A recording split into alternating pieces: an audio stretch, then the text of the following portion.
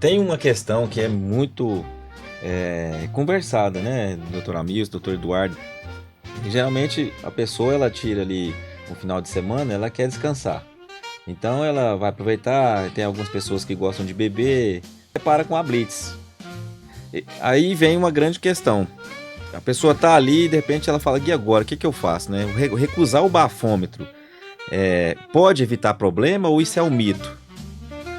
Doutor Eduardo, e ainda falando sobre Blitz, né? Porque tem muitas Tem pessoas muito, têm, e têm muito assunto medo, né? também, né? Tem, Tem muito assunto assusta quando para fala. debater nesse sentido.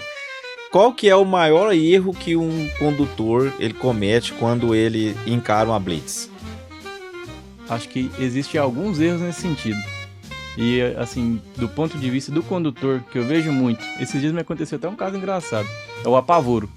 É o susto ali da hora da blitz. Tem gente que acha que ser parado numa blitz já é tipo uma sentença criminal. Uma pergunta muito interessante,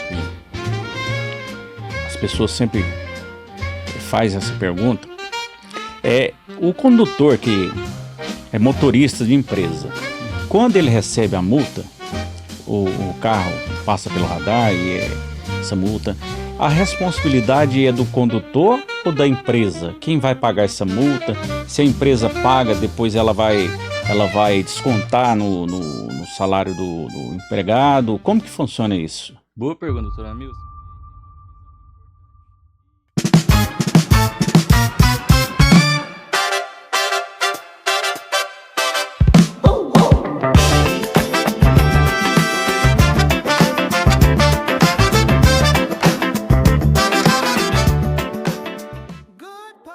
Nós estamos aqui hoje, nesse episódio, com o Eduardo Negreiros.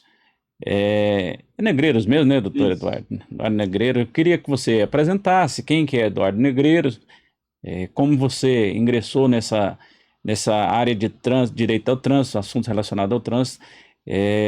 Você me falou também um pouco que já vem de família dessa área. Eu queria que você apresentasse agora para a gente, para o nosso canal Direito ao Ponto.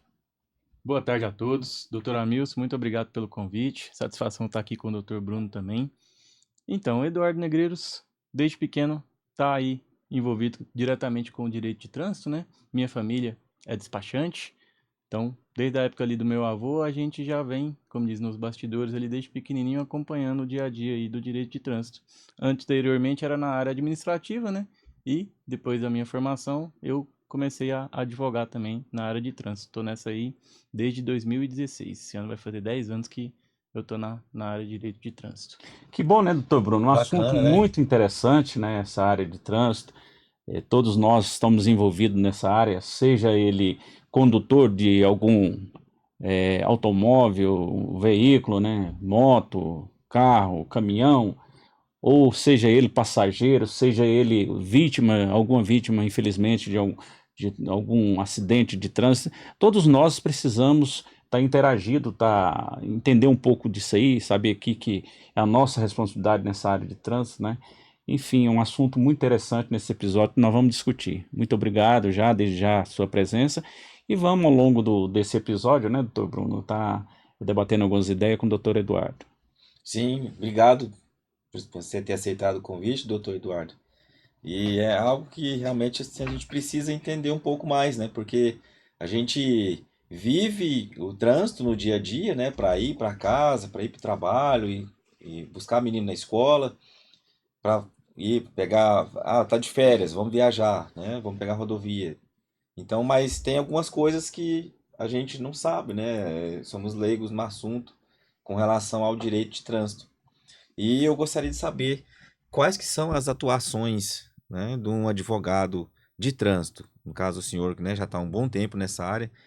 Qual que é a atuação? O que que um advogado vai atuar nessa área especificamente? Ótima pergunta, doutor Bruno. Como o senhor bem disse, brilhantemente disse, a gente vive o trânsito. E muitas das vezes a nossa área mesmo na advocacia é deixada de lado. A gente estava até conversando nos bastidores, né? Eu até brinquei com o senhor, inclusive, para não falar mal da minha segunda área, não, mas muitas vezes o pessoal fala assim: ah, eu vou no despachante resolver uma questão de trânsito. Mas, como diz, né? A gente, advogado de trânsito, eu até brinco também que a gente é um despachante com carteirinha da OAB, vamos dizer assim. Então a gente tem aquele saber jurídico da área ali administrativa que o despachante também tem algum saber, né? Qual que é a principal área de atuação nossa hoje?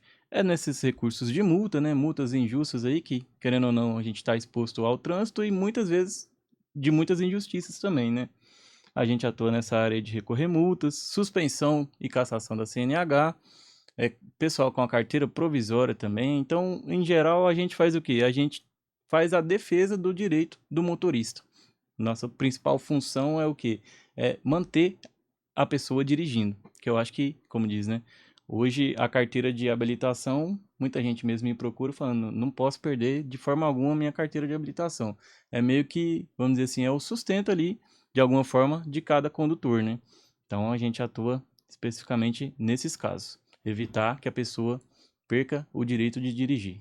Ótimo. Doutor, em relação a isso que você está falando, a gente sabe que uns tempos atrás a gente tinha só o despachante. O despachante era aquele que ia resolver o problema a pessoa que contratava, talvez não tinha o tempo e não tinha o conhecimento do assunto, ele contratava um despachante, que era mais um prático. Hoje evoluiu, hoje já acima do despachante, né, já é um profissional qualificado da área, né, um advogado na área de trânsito. E quando é que, quais são as atuações, você já falou, né, mas quando é que é necessário buscar um advogado nessa área de trânsito?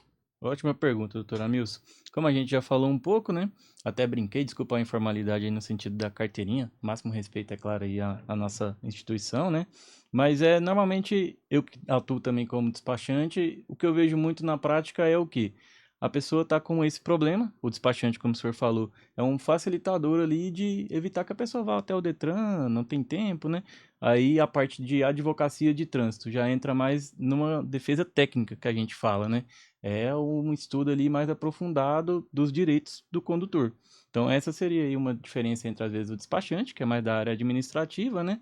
E a gente, advogado de trânsito, que tem toda aí essa questão envolvendo aí um saber jurídico, um aprofundamento aí nos temas relacionados ao direito de trânsito, né? Ótimo. Tem uma questão que é muito conversada, né, doutor Amilson, doutor Eduardo. E geralmente a pessoa ela tira ali um final de semana, ela quer descansar. Então ela vai aproveitar, tem algumas pessoas que gostam de beber, né? Ou até mesmo durante a semana, quer come um espetinho, bebe uma cerveja ali, e de repente ele se depara com a blitz. E, inclusive tem muito aqui na nossa cidade agora, né? Principalmente ali na Avenida Paulo Roberto Cunha, perto do Store. O pessoal tem falado bastante aí, tá tendo Ponto blitz lá. batido de blitz, É, como dizem. tem porque é escondida a curva, né? Uhum. Então, aí vem uma grande questão. A pessoa tá ali e de repente ela fala, e agora, o que que eu faço, né? Recusar o bafômetro pode evitar problema ou isso é um mito? Excelente pergunta, doutor Bruno. E realmente tem muita, entre aspas, conversa nesse sentido. Por quê?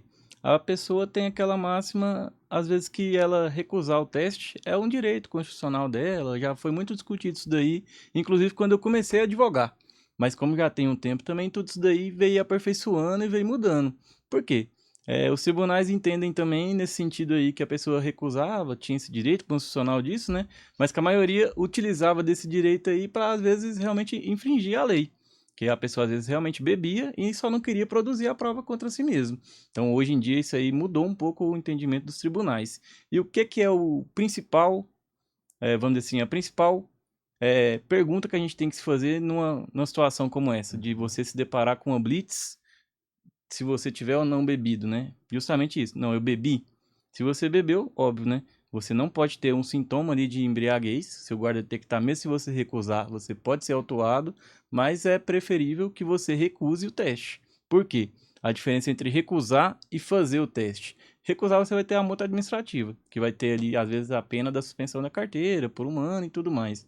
Agora, se você tiver bebido e só para acusar o teste, além da pena administrativa, você pode responder um processo criminal. Você pode ser conduzido para a delegacia. Então, querendo ou não, a parte que agrava seria mesmo a parte jurídica. A parte administrativa, tanto a recusa como o teste tem o mesmo efeito, suspensão 12 meses. Só que a diferença é justamente essa. A partir do momento que você sopra e tem lá apontado o teor alcoólico, você pode responder um crime. Doutor, é interessante, eu sempre tive uma curiosidade, porque essa frase, se beber, não dirija, toda criança sabe disso. Uhum. Mas na prática, se tem uma festa, por exemplo, no céu da OAB lá em Goiânia, Uhum. um casamento que vai lá 1.000, 1.500 pessoas, Uhum. né? Dessas pessoas, vamos colocar 30% são pessoas que bebem, né? Uhum. E como deveria comportar na saída ali? Porque às vezes nem há fiscalização. Eu sei que em porta de algumas casas de festa tem a fiscalização, as blitz, mas essas festas têm casamento que serve bebida. Uhum. Qual seria uma ideia que as autoridades deveriam ter? Porque a pessoa, ela vai beber. A verdade é essa, né? Então, 30% lá vão tomar cerveja, bebida alcoólica, enfim, vodka. E aí, ao sair de lá, então, com certeza, se fazer um teste na Blitz, vai acusar o índice de ali vai ser alterado. Uhum. E o número grande de pessoas, né? Qual seria uma solução via administrativa que as autoridades deveriam tentar buscar? Boa pergunta, muito boa mesmo. Inclusive, como se diz, né? Na época de eu mais jovem, eu participei de algumas festas que tinha na época já alguns programas nesse sentido. Que era o quê? A facilitação ali de transportes, né? Para que a pessoa não precise dirigir depois da festa. Ônibus, hoje em dia tem muito motorista de aplicativo também, né? Então acredito que essa seria uma boa medida a ser tomada. Eu até brinco também nessa questão aí da falada frase aí, né? Se dirigir, não beba, né? Mas eu acho que na verdade é se beber, não dirija. Que aí, se você beber, você já fica ali isento de dirigir. O que você está falando é bem lembrado, estou te falando, porque nós fomos numa formatura do pessoal, parente nosso lá em Goiânia, no céu da OAB, da formatura de odontologia. A família dela contratou uma van só para buscar os parentes lá. Achei interessante. Muito bom Mas mesmo. nem todos pensam assim, né, doutor Bruno? Nem Então, todos. quando a gente fala, pensou na lei, mas não pensou na solução, né? Isso. Eu acredito que tem muitas festas aos finais de semana que muitas pessoas saem embriagadas lá, né? Então, assim, De lá para todo lugar, infelizmente. isso. E a fiscalização, ela não atinge todos os lugares. Não tem como na cidade Não. ficar. Então, eu acho que deveria se preocupar, ter as autoridades competentes, procurar via administrativa, que seja algo preventivo. Isso. Acho que preventivo e até educativo também, né? Educar as pessoas que aquela pessoa pensa assim, eu vou beber e ninguém vai me pegar na blitz, né? Mas mesmo se a pessoa não for pegar na blitz, você vai arriscar a sua vida e a vida de uma outra pessoa também, né? Tem todo esse sentido aí também, né? Até porque o trânsito, às vezes a gente sempre pensa que as leis do trânsito, né, nosso Código de Trânsito, ela vem só para punir. Mas na verdade também ela vem para educar, Isso, né? exatamente. O trânsito ela não é só punitiva, ela é educativa também, né? Exatamente. Sim. E voltando um pouco sobre essa questão que é muito discutido, né? E eu acredito que foi de grande valia essa questão quando veio a lei seca, porque diminuiu drasticamente por conta de uma imputação de que pode, né, ser considerado como crime, né? Então as pessoas raciocinam, né, duas vezes antes de beber e dirigir, né, tomar a direção.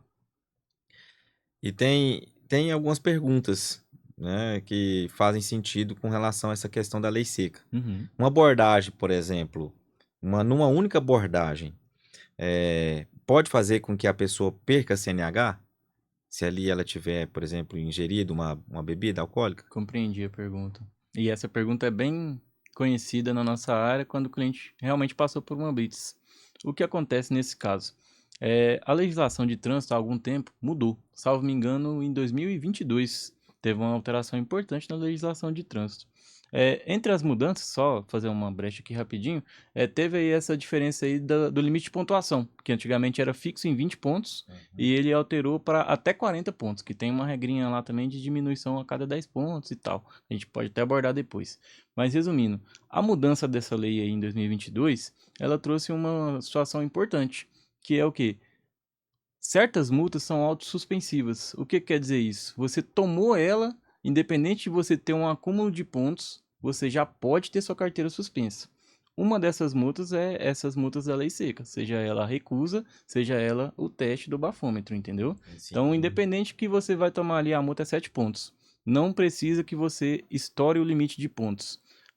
Vamos dizer, a legislação atual entende que esse tipo de multa, ela é uma multa que, vamos dizer assim, ameaça ali a seguridade do trânsito das pessoas. Então, ela por si só já vem a suspender a CNH do condutor. Não é suspensão automática, né? Que aí entra o contraditório, ampla defesa, o momento de procurar uma ajuda aí jurídica. Mas a própria multa já pode vir a suspender a CNH sem um acúmulo de pontos. Ótimo, bacana, interessante, hein? Muito Porque interessante, né? a pessoa às vezes acha que, porque houve o aumento dos pontos, não, então eu tenho 40 pontos. Uhum, normalmente. Posso ter 40 pontos na minha Uhum. carteira. E não. Tem multas que são autossuspensivas, ou seja, não precisa atingir a quantidade de 40 pontos. Muito bom. Doutor, em relação à tecnologia, o avanço da tecnologia, antes a CNH era insubstituível, né? Não tinha como substituir, tinha que você apresentar numa blitz, numa abordagem, você tinha que apresentar a CNH, ela original mesmo, A via física, né? isso, a física. Eu pergunto agora com a CNH digital, caso o meu celular venha dar problema na hora da abordagem, o meu celular acabou a bateria, é um exemplo, como que eu faço Boa nesse pergunta caso? também. Existe nesse caso, antes de modernizar totalmente esses documentos, que além da CNH digital também tem o CRLV digital, que é o documento de andar, vamos dizer assim, do veículo, né? Antigamente tinha essa questão, que era aquele verdinho, mudou agora para o documento digital mesmo, que é aquele QR Code. O guarda tem a faculdade de estar olhando no sistema, tanto o seu prontuário de CNH, pelo seu CPF, tanto pela placa do seu veículo, se está em dias o seu veículo, pelo CRLV. Só que aí é uma faculdade do guarda. Vai ter aquele guarda que de repente não vai querer olhar e vai querer cumprir ali também, com rigor, né, a legislação. Então é uma faculdade do guarda olhar. Claro, tudo isso aí depois cabe uma defesa, mas o ideal é que ou você tenha a via no seu celular ou você tenha a via impressa, para não correr esse tipo de situação. Querendo ou não, também até você reverter isso aí, mesmo com a ajuda de um profissional, você vai ter toda uma dor de cabeça ali na hora, né? Que pode ser evitada de você estar levando ali a via física para esse tipo Então, a de física situação. sempre você tem que estar com ela, né? Para que não, para efeito de prevenção, para que não possa ocorrer. Preventivamente. Claro, né? Contar com a boa fé do guarda dele poder consultar. Mas a gente vê muito no dia a dia aí que, às vezes até pela correria também, né? Eles não têm essa paciência de conferir lá e ver E se o tá tudo ok. sistema do guarda que você falou, o guarda civil, né? Uhum. Esse sistema dele, ele pode, no momento da abordagem, esse sistema está fora do ar e ele não poder consultar? Pode. Por isso que essa questão aí da faculdade também, querendo ou não, ficou uma brecha na legislação, né? En- Porque ele pode estar com o sistema fora do ar, pode ser uma abordagem no momento de uma chuva, então vários fatores podem, às vezes, ali alterar a questão dele olhar também, Então, a responsabilidade é do condutor. totalmente do condutor. Porque, querendo ou não, a gente desde a autoescola já vem também sabendo que é um documento obrigatório de apresentar, né? A diferença é que hoje tem a via digital para facilitar o meio de você apresentar, mas também não te isenta de deixar de apresentar um documento que é obrigatório. Ótimo, muito Interessante, bem né? São fundamentado. coisas que a gente, às vezes, nem pensa Não, nisso, não né? pensa que tá o mundo digital, a pessoa vai falar assim, Tô por que que ele resguardado. não pode olhar minha carteira digital? Mas Tem o toda a doutor Eu estou Eduardo obrigação. falou, resguardado, a mas na verdade não obrigação é tá, de né? quem é o condutor, né? Ele tem a obrigação de mostrar, né?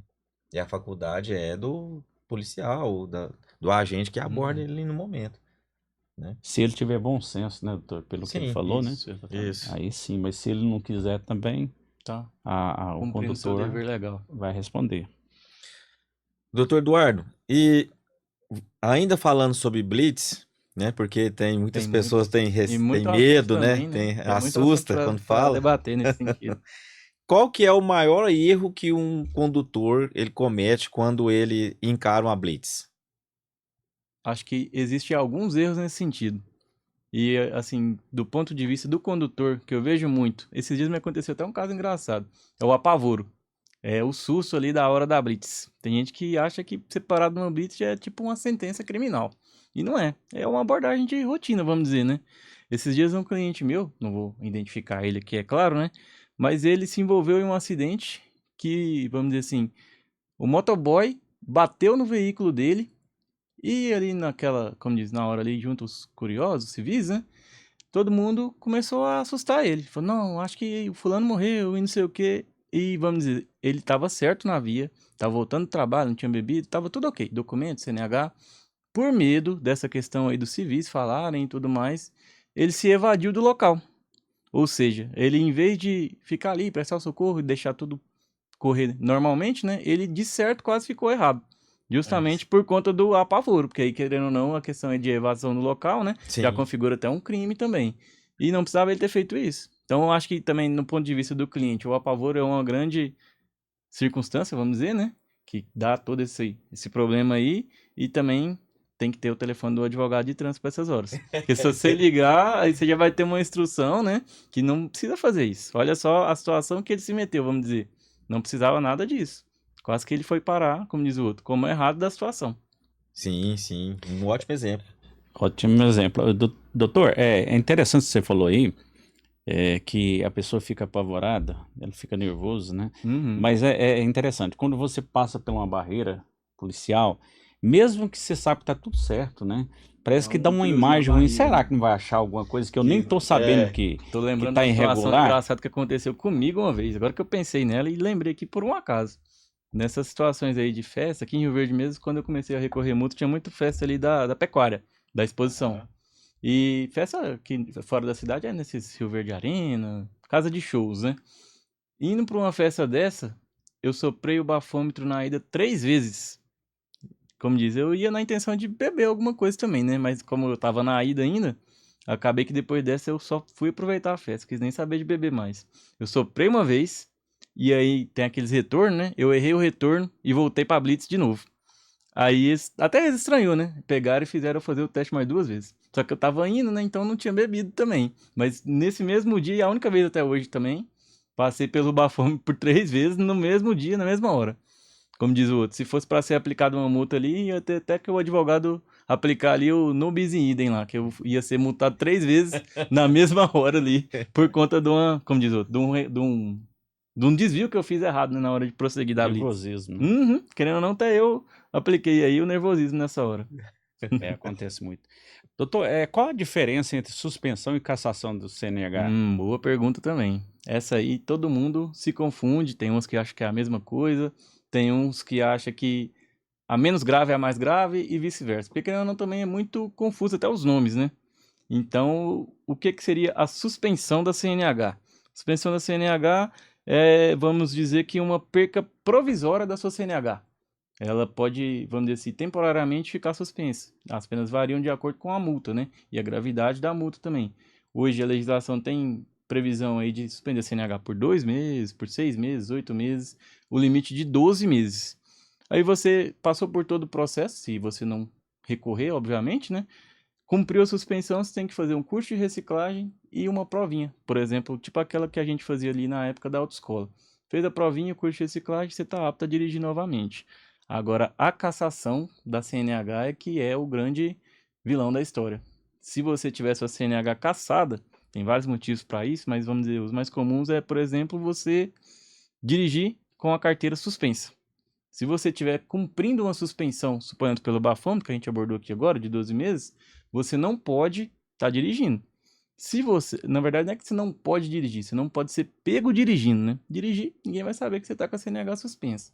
Mas a partir do momento que você for pego dirigindo com a CNH suspensa, aí você pode, em vez de ter a suspensão temporária, você pode ter sua CNH cassada de forma definitiva. Aí, quanto àquele registro ali, vamos dizer, 1, 2, 3, 4, 5, 6, ele vai ser extinto. Você tem que recomeçar depois de cumprir uma suspensão, né? Recomeçar o seu processo de novo, do zero. Perder, inclusive, a questão ali de, eu sou um motorista já profissional. De anos ali, tem categoria AI, que é a categoria máxima que tem hoje no Código de Trânsito. Você vai voltar para a permissão, vai cumprir o período ali de permissionário para depois você adquirir todas as categorias novamente. Então a cassação, ela realmente é a pena mais grave aí do Código de Trânsito no sentido de você ter ou não a sua CNH. E o excesso de multas? O condutor que tem várias multas, tem excesso de multa, a carteira é suspensa ou ela é cassada? Como diz, a gente vê muito até no noticiário aí, né? O fulano bateu por excesso de velocidade e a carteira dele tava com 100 pontos. E eu já peguei uns candidatos desse jeito, com muitos pontos na CNH. Muitos pontos mesmo. Mas o que acontece? Primeiro ele vai ter a CNH suspensa. Independente dele ter, por exemplo, os 40 pontos, que é o inicial para ter a CNH suspensa, né? Ou de ter os 7, que seja de uma multa aí de autossuspensão. A questão é se ele vai cumprir ou não com essa suspensão. Se ele cumprir a suspensão, independente dele ter um número altíssimo de multas, ele vai voltar a dirigir com o mesmo prontuário dele. Agora, o que ele não pode é ou descumprir a medida da suspensão, cometer um crime, alguma situação assim, ou da determinação judicial também. Nesses casos aí, cassação da CNH, extinção da CNH, começar tudo de novo. Bom, Ah, sim. Tem uma preocupação, doutor Eduardo, que é a pessoa, o homem quando faz 18 anos, o que ele quer é tirar a carteira, né? Não, 17. Eu, Dezesse- quando eu tinha 17, já tinha 17, comprado minha motinha, tava esperando só virar meia-noite virar pra ir dar a meia-noite. entrada na autoescola. E, de acordo com a legislação, tem um período dessa carteira provisória, né? Isso, a permissão pra dirigir. A permissão, certo? É, só que tem um porém também, que muitos falam, já me falaram que eu não posso ter nenhuma multa. Uhum, Como é que funciona isso? Quais multas, se pode ou não pode, e uhum. quais multas que fazem a pessoa perder essa permissão de dirigir? Isso. Então, esse é, como diz, né? É o estágio para você ser ou não o motorista definitivo. E o que acontece nesse momento? A gente vê lá na autoescola também, normalmente ninguém entende isso, decora isso, vamos dizer, né? E fica com essa dúvida mesmo. Hoje, a legislação, na verdade, isso aí nunca mudou, né?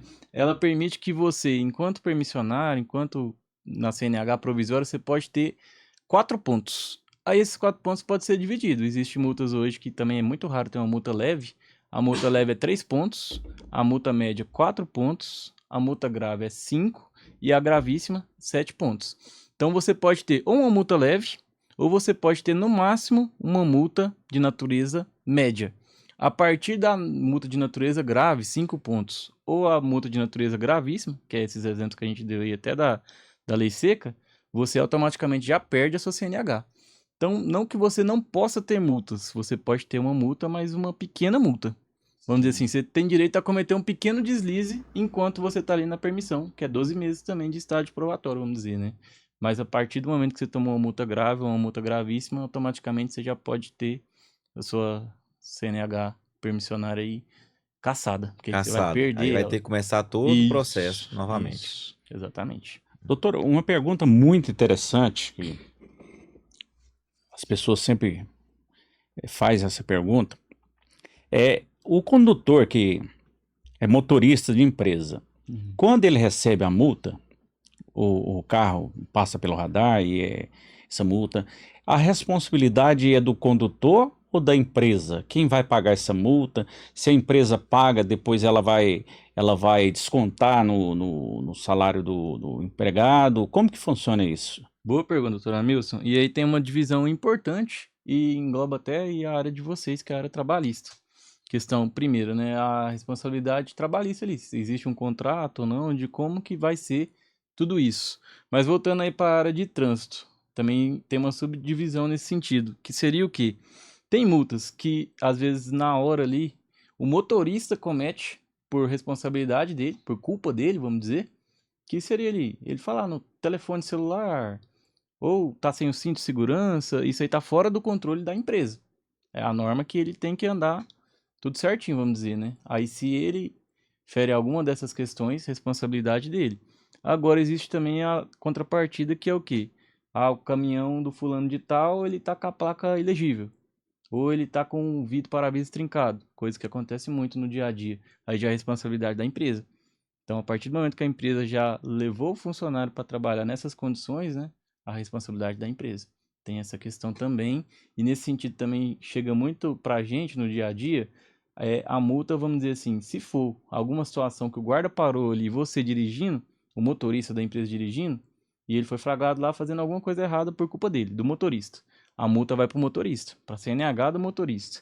Mas se às vezes foi uma multa por responsabilidade da empresa, a multa vai para a empresa. Tem essa questão também. Questão de multas de responsabilidade do proprietário, né, do veículo, que talvez seja a empresa, e multas de responsabilidade do motorista. Então depende da abordagem ali para identificar o que aconteceu no momento. Dentro desse assunto, vamos aprofundar mais um pouco, doutor, a pergunta. Não entrando no mérito da responsabilidade objetiva ou subjetiva, mas da empresa, mas aprofundando mais isso. Agora vamos falar, você falou a parte administrativa da multa, né? Uhum. Agora vamos falar da parte criminal e civil, né? Uhum. Responsabilidade civil e criminal. Uhum. Um motorista, por exemplo, de um ônibus, transporte coletivo, se ele vier a cometer um atropelamento e a pessoa que foi atropelada vier a óbito, quem é que responde essa responsabilidade? Quem fica responsável por isso? Uhum. Como o senhor bem disse, né? Tem todo um contexto e, lógico, né? Subjetivamente falando aqui, o que a gente avalia, que não é exatamente o que é a nossa área, mas que a gente já viu também na área criminal. A questão do dolo, da culpa. Será que o motorista quis causar esse acidente? Ou será que ocorreu realmente um acidente? A pessoa passou ali na hora e não tinha o que ele fazer. Então, a apuração é bem nesse sentido. Do que foi a conduta no momento. Se ele se dispôs a arriscar ali a vida e segurança de todo mundo, ou se realmente ocorreu um acidente. Poderia então, depende, for apurada ali, a responsabilidade criminal do condutor, Isso. depende do caso, se Isso. houver dolo, e a responsabilidade civil da empresa. Exatamente. Tá bom. Exatamente nesse sentido. Geralmente quando existe algum ato que traz essa responsabilidade, existem 3 caminhos. No trânsito, me parece que também funciona assim, né? Então tem a questão da responsabilidade administrativa Uhum. perante os órgãos, né, que vão falar sobre a questão propriamente do trânsito mesmo, né? Uhum. Multa, né, administrativa, se vai perder a carteira ou não, vai caçar, enfim. A responsabilidade criminal, que é uma questão subjetiva, porque vai ter que ser investigado, né? Vai ter uma instalação de inquérito e por diante. E a responsabilidade civil. E aí, nesse caso, eu acredito que é uma questão que provavelmente vai atingir a empresa, né, doutor Amirs? Primeiro, né? Depois a Isso. empresa resolve com o Se for o funcionário. caso, ele pode resolver, né, com talvez uma ação regressiva. Sim. Se constatar que foi a culpa do empregado, né, ou ele pode descontar, né, ou então ele pode se responsabilizar, né, e a empresa paga, né, vai arcar com as despesas na área civil, né, e depois vai compensar isso descontando do empregado, né. Na prática também, querendo ou não, embora possa acontecer alguma coisa ali com o motorista, suponhamos que a empresa fulana de tal se envolveu no acidente. A culpa na mídia vai ser toda da empresa também, né? A condenação A responsabilidade midiática ali vai ser toda nome da empresa. depende do caso, vai ser uma responsabilidade objetiva e pode ser, o outro caso pode ser subjetivo da empresa. Mas acaba sobrando para a empresa, viu, doutor? Eu já Como te diz, é falo o de nome da antemão, na empresa em prática, a jogo, né? empresa ela responsabiliza depois que ela vai, se for o caso, talvez entrar até com ação regressiva Isso, contra o exatamente. Funcionário. condutor. O senhor falou, doutor Eduardo, sobre uma questão que eu destaquei aqui e quero trazer novamente, que é a respeito da pessoa ser pega dirigindo. Não é a questão dela poder dirigir quando ela está com a CNH suspensa. Dá para continuar dirigindo durante o processo de suspensão ou não? A residência. Vamos supor,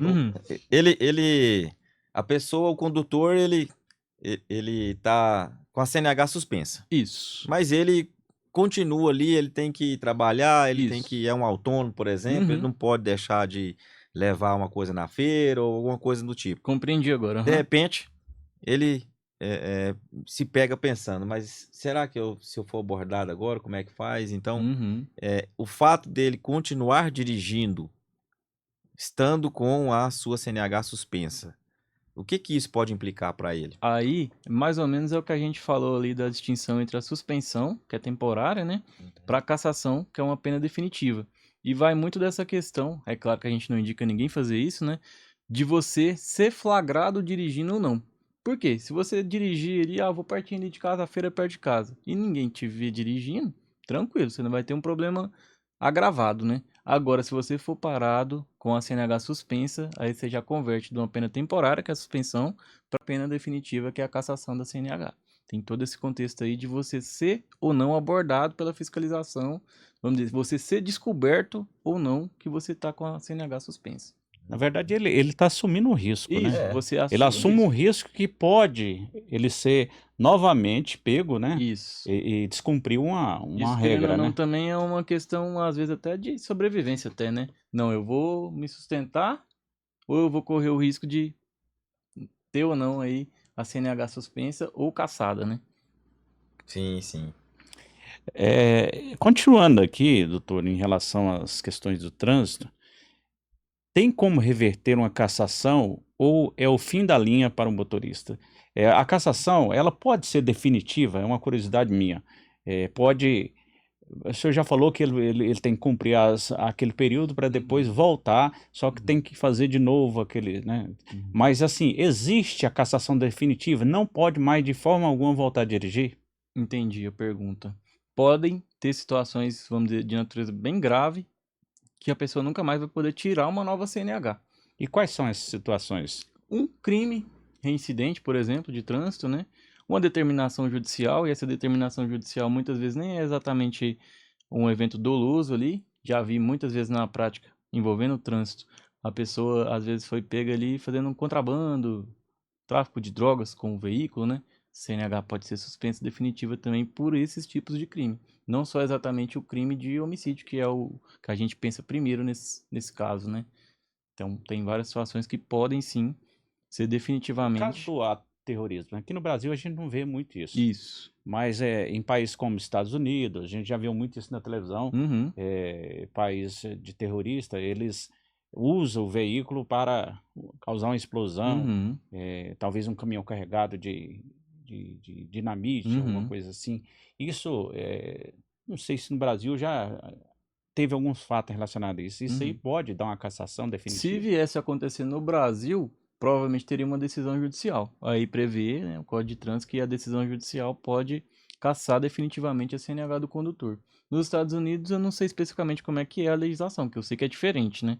Mas se fosse aplicado aqui no Brasil, sim, poderia ter a CNH definitivamente cassada. Se ele sobreviver, né, doutor? Também, né? Se sobreviver. Também. Porque geralmente eles já vão com a Normalmente ele já missão fica suicida. cassado definitivo Kamikaze, também. Aí já.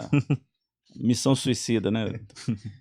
Doutor Eduardo, é, é verdade que muita gente paga multa à toa ou isso não existe? Existe em partes. Agora vai entrar aqui até de forma de brincadeira, né? Existe quem paga a multa, independente de estar certo ou estar errado. E existe quem paga o advogado. Então, como diz, né? Você quer correr atrás do seu direito para ver se realmente você foi multado de forma correta? Tem toda essa questão também. Normalmente eu vejo pessoas que já pegou a multa ali, porque tem uma pegadinha aí também. Hoje, esses meios digitais, né, o aplicativo hoje permite que você pague uma multa antecipada com desconto de 40%. Mas a pegadinha é justamente essa, é pagamento antecipado. Aí o que a pessoa faz? Recebe a multa ali, já vai lá garantir o seu desconto e paga, em vez de procurar, às vezes, um auxílio jurídico. Mas existe várias e várias situações que a multa foi lavrada de forma inconsistente. Então, vai muito da pessoa, né? Mas o correto, eu acho que sempre é você procurar o seu direito. Sim, Então, nesse antes de sentido, pagar. antes de pagar, né? Uhum. Seria interessante que você procurasse. Às vezes, o advogado vai cobrar uma consulta e não sei o quê. Dá um Google, pelo menos hoje tem o chat aí também, né? Pra realmente ver o que que você tem direito ali ou não antes de pagar. Porque simplesmente pagar é muito fácil até, né? Mas muita gente faz isso. Muita gente mesmo. Porque, inclusive, doutor Amilson, eu conheço pessoa, por exemplo, que assim, cai uma multa lá na CNH dele e ele vai deixando.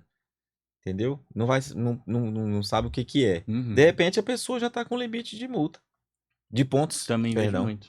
Em relação a essa quantidade de multa, é também é muito recorrente esse assunto que o doutor falou aqui, Uhum. em relação à quantidade de ponta. Agora vamos falar em relação à questão financeira mesmo. Uhum. Aquele veículo que tem tanta multa, a quantidade dele de multa, a gente ouve muito falar isso em algumas reportagens, talvez um veículo lá que é antigo, tem 20 anos já, e o valor venal dele vamos dar como exemplo, 10 mil reais. Uhum. E esse veículo já está com 30 mil reais de multa. Uhum.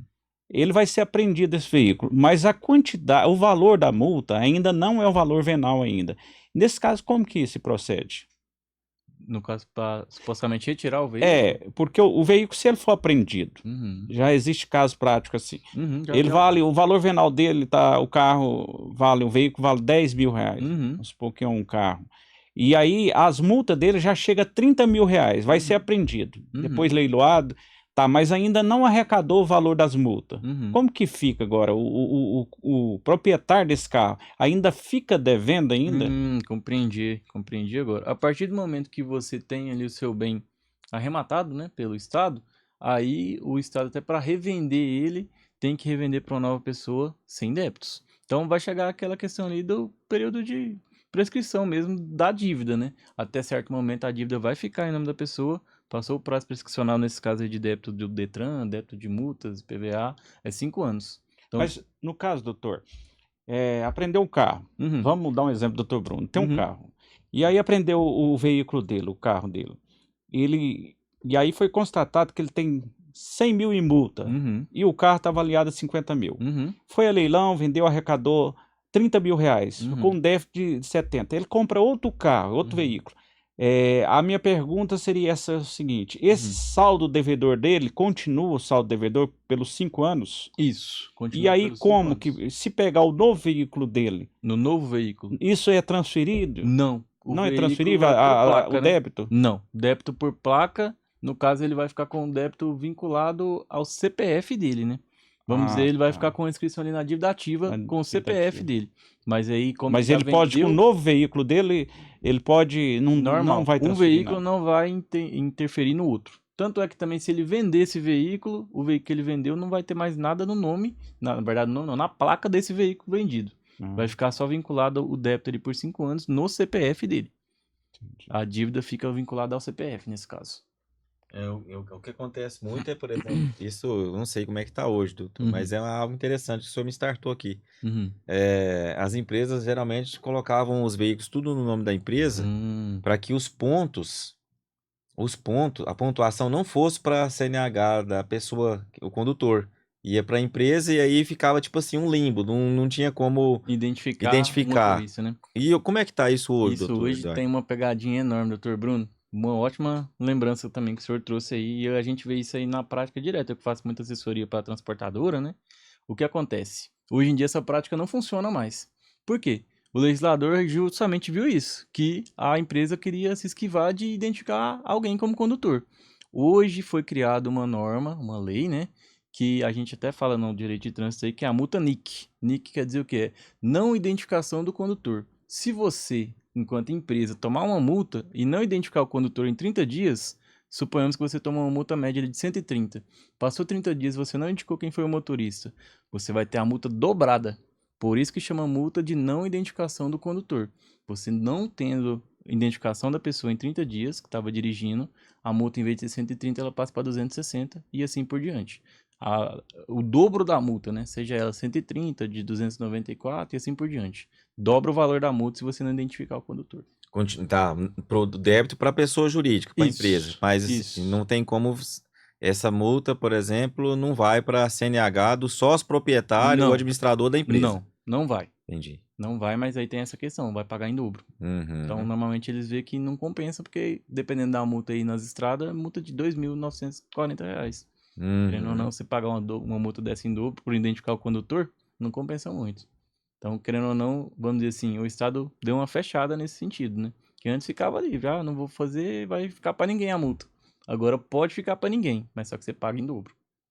Hum. Doutor, dentro desse assunto, eu vou dar um exemplo. Eu vendi um veículo Uhum, e aí não foi transferido esse veículo. uhum, Ainda, aquela questão ainda tem 30 dias para fazer a uhum. transferência, né? É isso, né? Isso. Tá. E o comprador desse veículo me comprou esse veículo e não fez a transferência. Uhum, E chega várias multas para mim, né? O uhum, que mais acontece isso aí. uhum. É, como que eu devo me proceder? Como que eu devo resolver essa questão? Ótima pergunta, doutora Milson. Nesse sentido aí, a melhor maneira de proceder, na verdade, é antes de você entregar o veículo, que é uma medida preventiva até, né? Você fazer um comunicado de venda. Hoje em dia, os documentos digitais já faz a intenção de venda, que você vai indicar para quem que você vendeu. Mas além da intenção, você tem que fazer o comunicado de venda, que você está comunicando, né, o órgão de trânsito, que você vendeu o veículo para uma outra pessoa. Feito o comunicado de venda, você se isenta, civilmente, criminalmente, de qualquer situação. Agora, o que acontece é que muita gente não faz isso, porque a tradição ali normalmente acontece muito rápido, as pessoas, como diz o outro, entregou o carro ali, vai no cartório e vai embora. Se não procurar o Detran, um advogado, um despachante para fazer esse comunicado de venda, você fica com o Continua veículo responsável. vinculado ao seu nome, todas as responsabilidades também, até a nova pessoa transferir. O que acontece na prática? A pessoa, o fulano de tal comprou o carro. Ela vende para uma outra pessoa e começa aquele ciclo sem fim de vender para terceiro, terceiro, terceiro. Quando você vai procurar esse veículo, não sabe nem na mão de quem ele está mais. Por conta de, às vezes, 5 minutinhos e um honorário ali de prestação de serviço que você deveria pagar para resolver.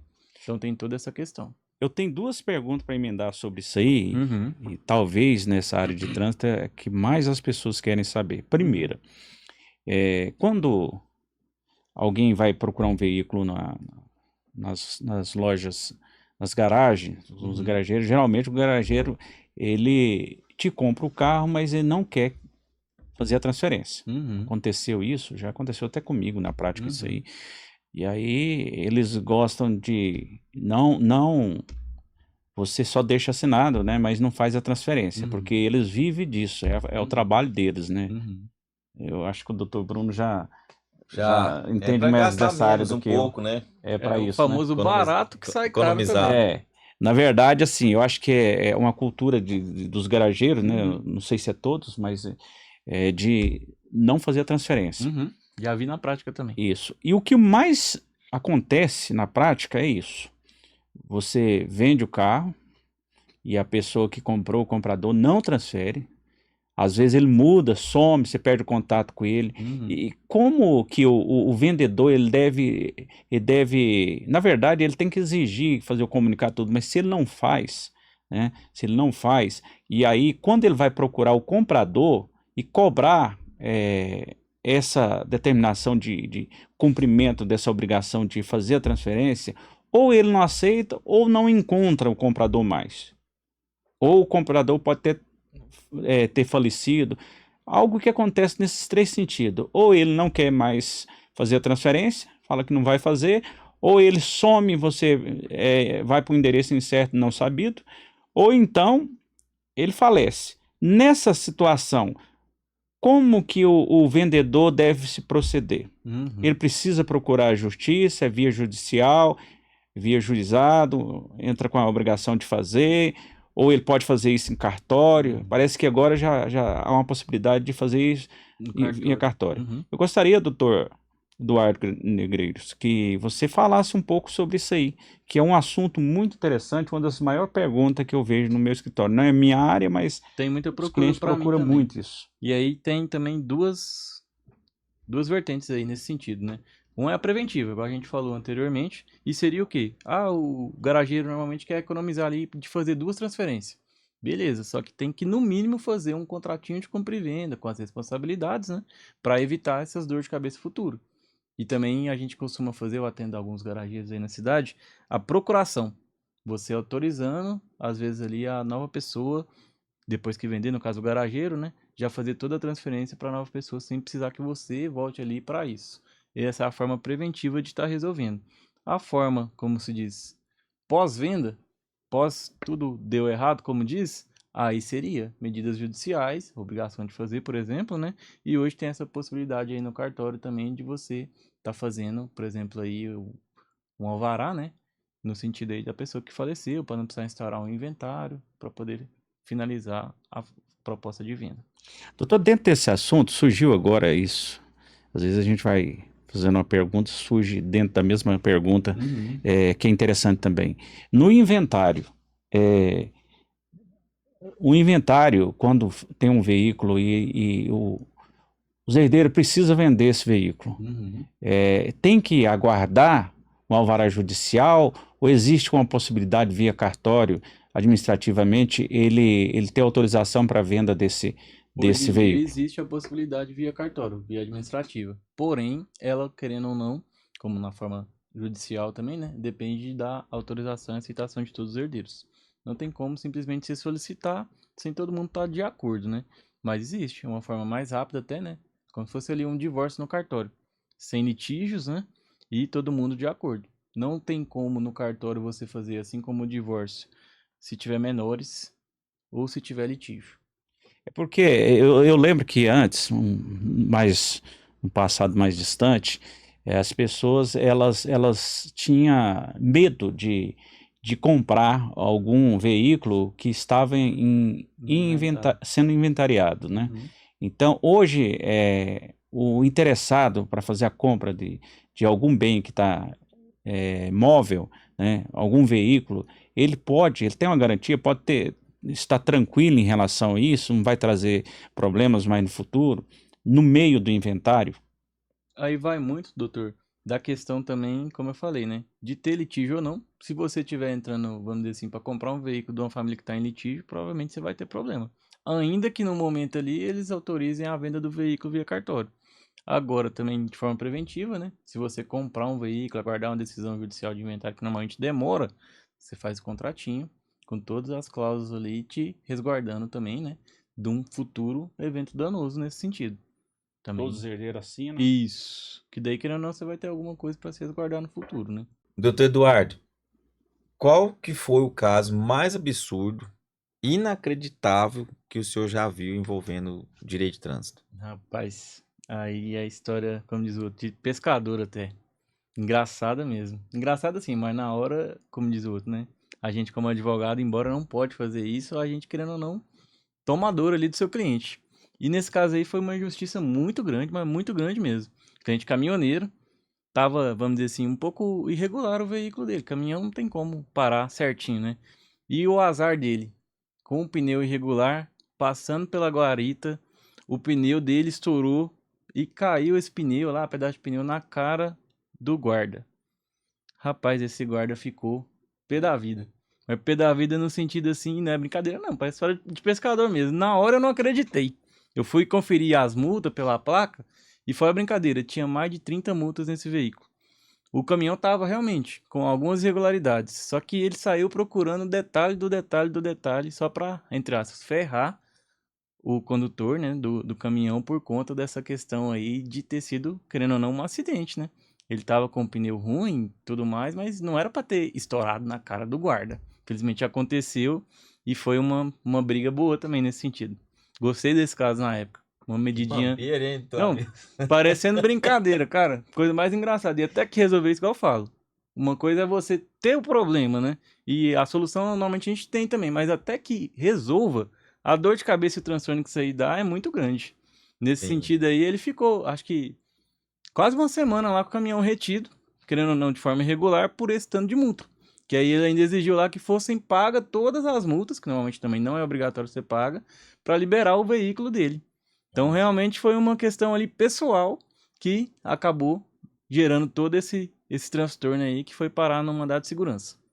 E mesmo o senhor conseguiu Consegui, graças a Deus. ajudar o cliente. Nesse caso não tinha como não ajudar ele, né? Ele poderia, assim, ter tomado algumas multas, mas também não precisava tomar multa de tudo quanto é coisa lá, igual o senhor guarda colocou lá, só Então, por causa rapaz, que até tomou dessa multa da cor, pneusada da aí, cor né? do Quase que ele caminhão. inventou lá, estourar o pneu na cara do guarda, É suspensão do multa. CNH.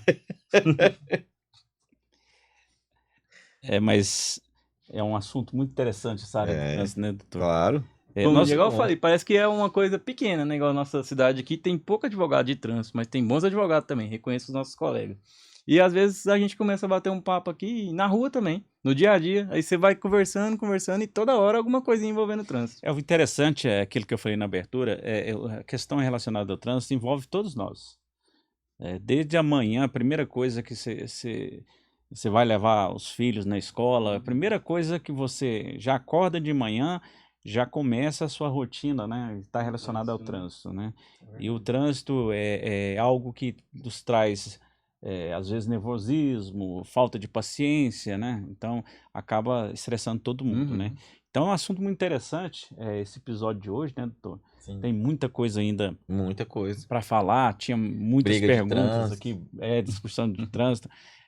Quem sabe convidar o doutor a futuramente voltar aqui, porque ainda tem muita coisa para ser Será um perguntada, prazer. né? Numa outra oportunidade também a A gente tenta gente convidar nossos membros lá da comissão, que tem uns meninos e meninas lá boas também para estar debatendo aí sobre os temas. Nós Vai ser temos bem legal. muita coisa ainda para falar, ficou para trás Sim. pelo tempo, o amor ao tempo, a gente não vai poder fazer essas perguntas. Eu tenho uma última pergunta aqui, depois eu deixo para o doutor ficar à vontade, fazer suas considerações finais, mas o que você, se fosse para você dar um conselho para o condutor hoje, o proprietário de algum veículo, né? Enfim, todos envolvidos no trânsito a nível de Brasil, nós sabemos que o motorista aqui no Brasil, ele é muito criticado, né? A falta de educação no trânsito, né? E na nossa cidade, nosso estado, o país, né? Então, há muito ainda para a gente aprender, né? A educação. E independe de escolaridade, né? Todo condutor, né? Acaba tendo o mesmo nível, né? Nessa área, suas obrigações, seus deveres, seus direitos também. Qual conselho que você daria hoje para o condutor que é envolvido com o trânsito, que está no trânsito? O que você aconselharia em questão de educação no trânsito? O que seria melhor hoje que você daria um conselho? Rapaz, é uma boa pergunta, hein? Pareceu um leque aqui na minha cabeça agora de resposta. Vou fazer duas então. Uma como advogado e uma como cidadão, como diz. Como advogado, anotar meu telefone e meu Instagram. Bom, então, Tô brincando. Mas agora falando sério, tirando as brincadeiras, como cidadão e como advogado também, que querendo ou não, a gente tem esse dever de conscientizar as pessoas, né? Evitar que ela precise procurar a gente por uma situação tão grave que acontece aí no dia a dia. Acho que tá muito nesse sentido aí de conscientização mesmo do motorista, né? Não só brasileiro, em geral, o motorista ele é muito imprudente. Até já em outros podcasts que eu participei, entrevistas, a pessoa normalmente me pergunta: "Ô, Eduardo, o que que você acha que hoje é a maior causa de acidente de trânsito no Brasil?" Muita gente às vezes vai pensar que às vezes é o álcool. Mas hoje em dia, com a modernidade, como a gente tem falado aí no decorrer do nosso tema aqui, o telefone, eu acho que é um vilão muito maior do que o álcool. Todo mundo tá no telefone o tempo todo. Não é toda hora que você tá bebendo uma cerveja, por exemplo. Agora o telefone, toda hora você tá com seu telefone na mão. Então eu acredito que isso aí, a questão de conscientização, você pensar no outro e em você mesmo, querendo ou não, né? Igual eu falo. Eu sou, como diz o outro, motoqueiro de final de semana. Aí minha mãe mesmo fala: cuidado na rua, cuidado no trânsito, cuidado na rodovia. Aí eu sempre falo pra ela: mãe, eu nunca vou sair de casa pra não querer voltar pra casa, né? Eu acho que todo mundo tinha que pensar desse jeito. Você tem que sair de casa e voltar pra casa. Como que você classificaria, então, quando há algum acidente de trânsito, você atribuiria quantos por cento que é por problemas mecânicos e quantos por cento seria por questão humana mesmo? Eu acho que numa conta base aqui, 80-20. A maioria dos acidentes são cometidos por alguma imprudência do motorista. E a questão, os 20% da questão mecânica também é por culpa do condutor, porque Falta ele de deixa. manutenção, Falta de exatamente. manutenção, porque se ele estivesse fazendo manutenção, dificilmente, a não ser que o veículo já venha com problemas de fábrica, né? Mas se ele desse a manutenção, então, pela omissão do condutor, do proprietário do veículo, passa a ser também a responsabilidade dele, a culpa dele em relação a algum problema de acidente no trânsito. Então, acaba sendo 90% a 10%, né? Eu acho que daí pra mais ainda. É muita imprudência e muita falta de pequenos cuidados, né? Que o motorista não tem no dia a dia aí, que ocasiona realmente muito acidente. E se fala muito quando dói no bolso. Mas a gente tem visto, doutor, que, só para concluir esse assunto, essa pergunta aí, que mesmo aplicando as multas sendo salgada, aumentando o valor das multas, isso não resolve, não tem resultado. Então, a questão financeira não está resolvendo o problema. É que continua descumprindo, né, doutor? E mesmo aumentando os valores da multa, a gente tem visto aqui no nosso país, né, radares, aumentou o número de radares e continua a falta de educação no trânsito por questão do condutor mesmo, né? Então, nem a multa pesada não está resolvendo, não está trazendo resultado para melhoria. A quantidade de acidentes tem aumentado, né? A gente tem visto aí, se você for pegar as estatísticas, continua aumentando. Acredito que nesse ponto tem uma situação importante também. Igual a gente tá falando muito aqui de um dever de cidadão, uma educação no trânsito, né? Então, acho que do ponto de vista educacional, até punitivo, querendo dizer, né?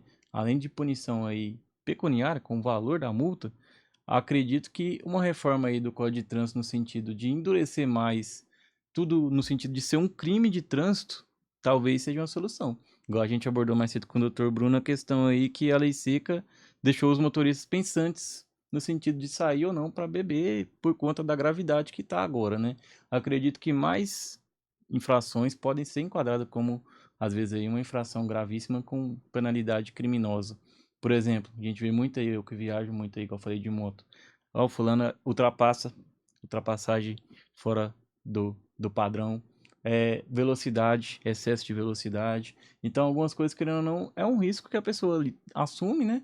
E pode ter consequências fatais. Então, acredito que a questão punitiva aí na seara criminal, ela endurecendo essas multas aí para uma previsão criminal, pode ser uma saída para isso. Porque a questão do valor, a pessoa não está muito importando realmente só em pagar uma multa cara, não. Que bom, né? Muito Muito assunto bom, em muita relação a coisa, né? Interessante, né? Acredito que faz muito sentido para os nossos internautas, né? Sim. Agora nós vamos deixar à vontade o doutor Eduardo para fazer suas considerações finais. Se você quiser também deixar o telefone, caso alguém interessa, ou se for o caso precisar de te procurar, pode ficar à vontade, doutor. Deixar seu Perfeito. contato. Primeiramente, agradecer, né, a Deus pela oportunidade da gente se reunir aqui hoje. Agradecer também, senhor, pelo convite, Dr. Bruno, por estar aqui na nossa companhia também. Foi muito bom, muito proveitoso o nosso bate-papo. É sempre muito bom falar sobre essa área aí que, como diz, né, eu adotei para ser minha área. E, como a gente falou, né, tem assuntos infinitos para a gente sentar aqui e falar o dia inteiro. Então, acredito que possa ter aí outras oportunidades, a gente está vindo.